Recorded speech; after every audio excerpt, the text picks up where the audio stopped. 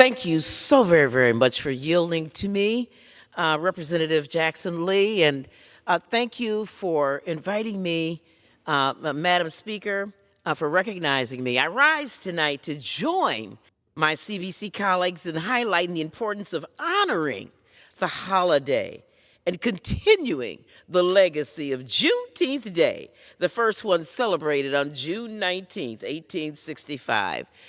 As you've heard, this is the date in which Union Major General Gordon Granger arrived in Galveston, Texas, to announce the end of both the Civil War and the inhumane system of legalized enslavement of Africans in the United States of America.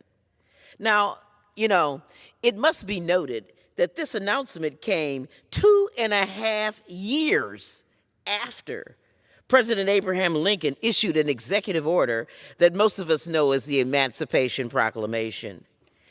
But it is an important reminder that our efforts to form a more perfect union don't really have any time frame or any date, but they are ever ongoing. I want you to know that in Milwaukee, Wisconsin, from which I hail, we are going to be celebrating Juneteenth Day, and it will be the 50th anniversary of Juneteenth Day. Yes, Milwaukee, Wisconsin, up north. We started observing this holiday in 1971. It's a long way from Galveston, Texas, making it one of the first northern states to commemorate the end of slavery in our country.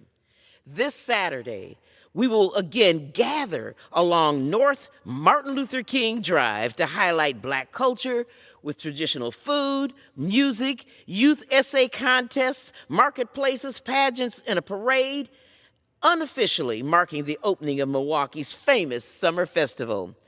And this coming Friday, we will be raising the Juneteenth flag in the state's capital of Madison, Wisconsin, to honor this day. We take Juneteenth seriously.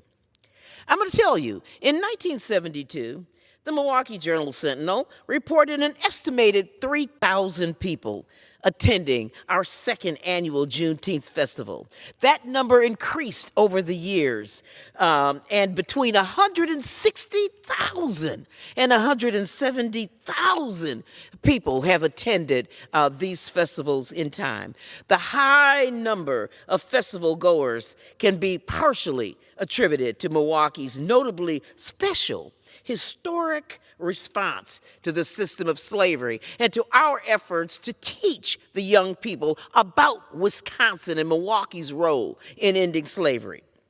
Now, in 1854, a Missouri slave owner traveled to Racine, Wisconsin, place where I was born, 27 miles south of Milwaukee, to demand that a runaway slave by the name of Joshua Glover be surrendered under the U.S. fugitive slave law. Glover, who had been playing cards at the time, was arrested and carried 27 miles north to Milwaukee so that he could be in a secure jail until the federal marshals could move Joshua Glover back to Missouri. And it was a larger and more secure jail. Well, when abolitionist newspaper editor Sherman Booth heard this, he rode through Milwaukee streets calling on sympathizers to storm the jail, and a mob of 5,000 Milwaukeeans outnumbered the police and demanded the keys, but the wardens refused, and the crowd smashed down the door. Joshua Glover was freed and successfully moved through the Underground Railroad to Canada. Booth later declared in court, quote, "I rejoice that the first attempt to convert our jail into a slave pen and our citizens into slave catchers has finally failed. The Wisconsin State Supreme Court agreed with him and declared the federal fugitive slave law unconstitutional in Wisconsin. And in fact, in 1850, Wisconsin was the first and only state to declare the fugitive slave law unconstitutional. As one of my constituents, the curator of the Wisconsin's Black Historical Society, noted, the Juneteenth holiday signifies the African Americans are full citizens of this country, deserving of equity and justice. So it's an important day of jubilation, not only for the descendants of Africans enslaved in the United States, but for the American people as a whole. For it's not just simply Black history that we're celebrating, but we're celebrating a victory in American history about the freedom and equality for all of us who call ourselves Americans.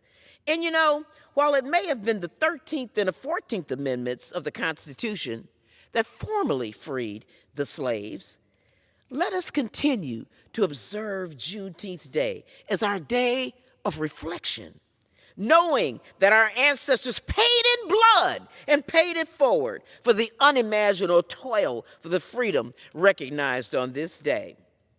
And you know, as I often tell our young people, freedom just ain't free, y'all.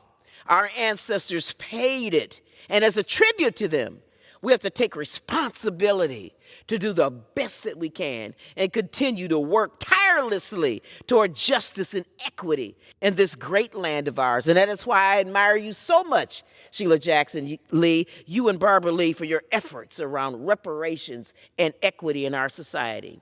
With that good news arriving in Galveston, the push for true equality of opportunity continues to this great day in our society. And we see it reflected in the marches and in the movements and in the legislation and everything that we do today. Because despite our being free, we see the disparities in healthcare, in education, in home ownership, in COVID. And the struggle is real, the struggle continues, and we are here to remind everyone that we are all of us are Americans. And I thank you so much, Madam Speaker, and I thank you, Madam Sheila Jackson Lee, and I yield back to you. What a rich and enriching discussion. Thank you to the gentlelady from Wisconsin.